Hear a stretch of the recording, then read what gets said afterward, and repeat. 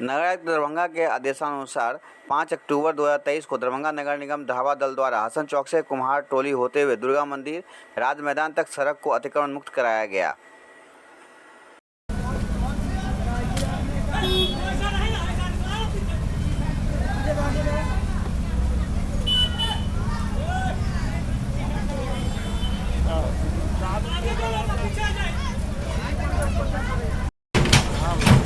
first हो गया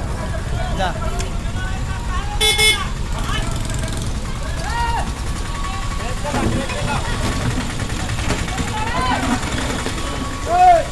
गाड़ियों है कुछ